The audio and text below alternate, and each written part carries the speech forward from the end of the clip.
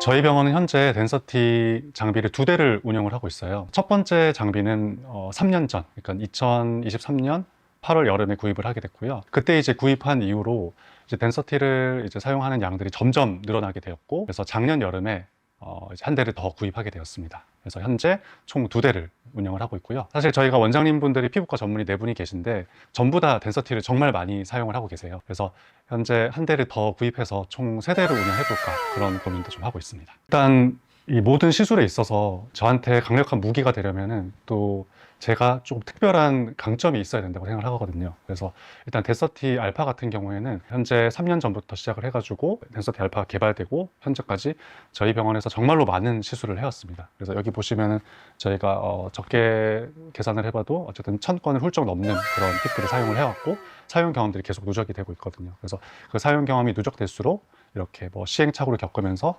최상의 그런 덴서티 시술 방법과 그런 프로토콜을 좀 정립을 하게 됐고요. 그 부분이 첫 번째 강점이라고 생각을 하고요. 두 번째는 이제 제가 덴서티에 대해서 연구나 그런 강의 활동을 굉장히 열심히 하고 있습니다. 덴서티를 연구를 해서 다른 나라 의사분들과 함께 논문을 작성한 적도 있고요. 그래서 그걸 국제 학술지에 게재를 하였고, 여러 가지 강의를 통해서 뭐 덴서티가 다른 원장님께서들도 좀 잘 사용할 수 있게끔 이렇게 이제 안내를 해드리고 있고, 그런 과정에서 제가 덴서티 알파 팁에 대해서 조금 더 공부하고 연구하고 그런 일들이 꽤 많았기 때문에 그런 부분들이 덴서티 알파 팁을 사용하는 데 있어서 저한테 이제 아주 큰 무기가 됐다고 생각합니다. 사실 아까 말씀드렸듯이 이제 2023년 여름에 저는 구입했고요. 그때가 아마 출시된 지 몇 달 되지 않았던 시기로 저는 기억을 하고 있어요. 그 당시만 해도 덴서티가 가지는 차별점이라고 하기보다는 사실 그때는 솔직히 말씀드리면은 어떤 기존 장비를 조금 벤치마킹 해가지고 가성비 좋게 이렇게 이제 출시가 됐었는데, 그래서 그때는 덴서티의 차별점을 저는 가성비, 가격 대비 성능으로 생각을 해서 구입을 해서 잘 사용을 했고요. 현재는 이제 아예 얘기가 다르죠.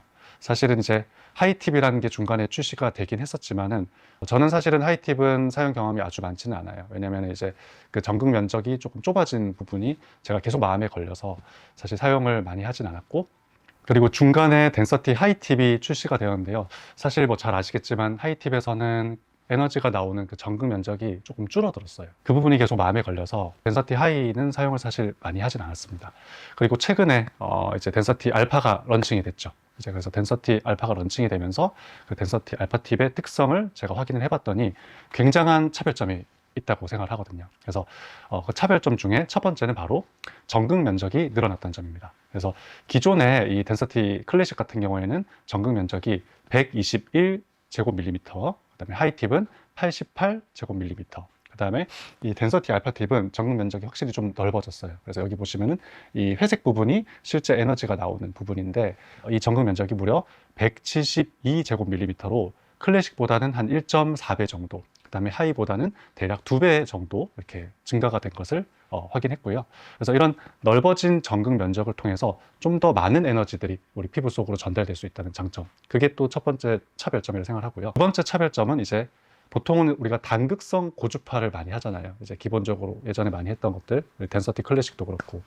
근데 이제 덴서티 알파 같은 경우에는 이 덴서티 클래식에 있던 모노폴라, 즉 단극성 고주파를 양극성으로 일부 전환을 했어요. 그래서 단극성 고주파는 조금 더 양극성에 비해서 깊이, 그 말인즉슨 양극성 고주파는 조금 덜 깊이, 조금 얕게 에너지를 집중할 수 있다는 단점이 있어요.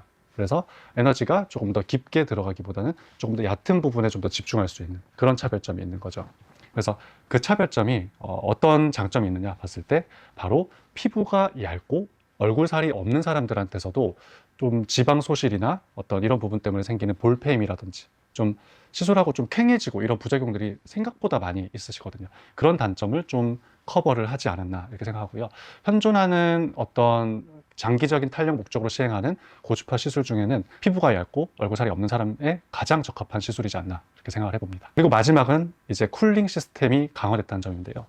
이게 어떤 의미를 가지냐, 아까 제가 처음에 말씀드렸던 것처럼 이 에너지 전달이 좀 많아졌어요. 에너지 양이 증가하는 것은 좋은 면도 있지만 한편으로는 화상 위험성이나 이 통증 증가가 조금 우려될 수가 있어요.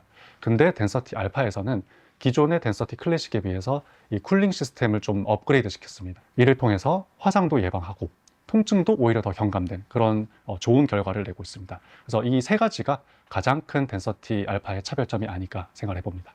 일단은 피부과 전문의는 잘 아시겠지만 이 피부과 전문의를 획득을 하려면 굉장히 이제 다양한 과정이 있어요. 그래서 기본적으로 인턴이라는 수련 과정을 거치면서 각과의 기본적인 것을 배우게 되고요.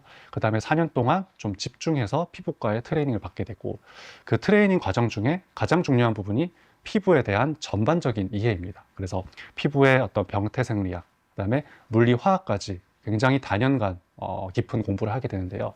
이게 어떤 의미를 가지냐면은, 우리가 덴서티는 기계 시술이잖아요. 어떤 장비를 가지고 시술을 하는데 어떤 피부에서 일어나는 일들이 저 같은 경우에는 머릿속에서 조금 그려지는 느낌이 있어요. 그래서 이 시술을 내가 환자 피부에 적용을 했을 때 환자 피부 내에서 일어나는 반응들이 어느 정도 이제 상상이 가는 거죠. 어떤 물리화학적, 병태, 생리학적 변화들이. 그러한 부분들이 조금 장점이라고 생각하고요. 두 번째는 이제 시술을 잘하고 효과를 잘 내는 것도 중요하지만 또 부작용을 안 생기게 잘 예방을 하고, 그다음에 부작용이 생겼을 때 처치하는 방법들을 잘 아는 것도 중요하다고 생각합니다. 그래서 피부과 전문의 같은 경우에는 단연간 이 피부 질환이나 뭐 화상, 다양한 이제 자극 피부염, 민감성 피부염 이런 부분에 대해서도 어느 정도 깊은 트레이닝이 되어 있기 때문에 이러한 부분에서 좀 장점이 있지 않나 생각을 해봅니다. 아까 말씀드렸듯이 덴서티 알파팁의 장점을 콕 집어 두 가지 정도로 안내를 해드리고 있습니다. 첫 번째는 넓어진 전극 면적과 이 양극성 고주파로 인해서 좀 더 얕은 부분에 에너지를 집중할 수 있게 됐다. 그래서 피부가 얇고 볼살이 없으신 분들한테도 조금 안전하게 탄력 시술을 할 수 있다, 이렇게 설명을 드리고요. 두 번째는 아까 말씀드렸던 대로 에너지가 많아짐에도 쿨링 시스템이 업그레이드 되면서 화상도 좀 더 예방할 수 있고, 그 다음에 통증도 오히려 좀 더 경감된 그런 장점이 있다. 이렇게 두 가지로 설명을 해드리고 있습니다. 컴바인 시술 요새 이제 정말 많이 하고 계시죠. 이제 다양한 제품들과 컴바인을 할 수가 있는데, 이제 가장 많이 하는 건 아무래도 스킨 부스터라고 생각을 합니다. 그래서 스킨 부스터를 추천해 드리는 이유는 덴서티 알파 같은 경우에는 피부에 열 에너지를 발생시켜서 콜라겐을 좀 재생해 주는 느낌이거든요. 그래서 그러한 형태의 반응은 피부가 조금 쫄깃해지고 좀 탄탄해지는 그런 느낌으로 가는 시술이라고 보시면 됩니다.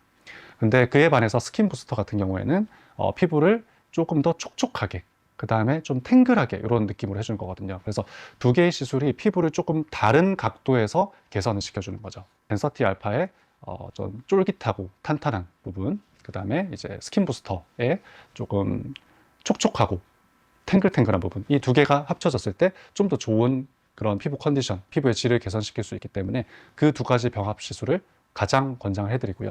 또 이제 스킨 부스팅 중에 콜라겐 생성 촉진 주사라는 게 있습니다. 그래서 덴서티 알파는 피부 얇은 사람들, 얼굴살 없는 사람들에게서도 많이 사용을 한다고 했잖아요. 그래서 그런 분들은 콜라겐 생성 촉진 주사 계통의 그런 스킨 부스터를 잘 활용해가지고 약간 자연스러운 볼륨감을 더해주면서, 그 다음에 덴서티 알파로 전체적인 탄력과 피부결을 잡아주는 그런 컨비네이션 시술도 많이 시행을 하고 있습니다. 이거는 의사들마다 의견이 조금씩 다르긴 한데, 대체적인 의료진의 의견을 좀 종합해서 말씀을 드려본다면은, 가장 중요한 게 효과냐 안전이냐, 이렇게 둘 중에 고민을 해본다면은 저는 그래도 안전을 우선으로 해야 된다고 생각을 하거든요. 제 철학 중에 또 하나가 이 두노함이라고, 이제 환자에게 해를 끼치지 말자, 이런 얘기를 하고 있어요. 그래서 완벽한 그런 이제 좀 리스키한 100점보다는 조금 더 세이프한, 안전한 한 60점 정도를 좀 목표를 하고 있습니다. 덴서티 알파와 스킨 부스터의 이제 시술 순서가 있어요. 같은 날 했을 때. 그래서 분명 스킨 부스터를 한 다음에 덴서티 알파를 했을 때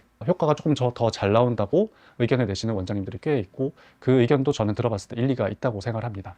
다만 그걸로 인해서 생길 수 있는 또 리스크가 있거든요. 왜냐하면 이제 덴서티 알파는 전류를 어쨌든 이용한 고주파 장비입니다. 그래서 피부에 어떤 수분 함유량에 의해서 열 발생이 굉장히 바뀔 수가 있거든요. 그래서 스킨 부스터를 먼저 하게 되면은 아무래도 이 피부의 수분 함유량이 달라지면서 고주파 에너지에 의한 열 발생이 갑자기 좀 더 어떤 부분 높아질 수도 있고 어떤 부분 낮아질 수도 있는 거거든요. 그러한 부분 때문에 효과가 증가하는 부분에 비해서 리스크가 좀 더 증가하는 부분이 크다 생각해서 그런 순서를 덴서티 알파를 먼저 한 다음에 스킨 부스터를 하는 게 좀 더 안전하지 않나, 그렇게 한번 말씀드려보고 싶습니다. 저희 병원에 알파팁 시술이 많은 이유는 한 두 가지 정도로 저는 이제 추측을 하고 있습니다. 첫 번째는 저희 병원의 특성상 얼굴에 살이 빠지거나 또는 다른 시술 후에 얼굴 살이 빠지고 또는 이제 얼굴 좀 캥해져서 오시는 분들이 꽤 많습니다. 그래서 그런 분들한테 기존의 단극성 고주파는 조금 깊게 들어가서 또 지방에 자극을 주는 경우가 있을 수 있겠다, 이렇게 생각을 하거든요. 그래서 그런 분들한테 덴서티 알파를 항상 제가 1번으로 권해드리고 있습니다. 탄력 유지용으로. 그래서 그 부분 때문에 덴서티 알파가 좀 사용량이 많지 않나 이렇게 생각을 해보고요. 또 두 번째는 이제 저희 병원 원장님들의 좀 특성이라고도 생각을 하는데요. 사실은 또 제 시술 철학 중에 하나가 이제 do the right thing이라는 게 있어요. 그게 뭐냐?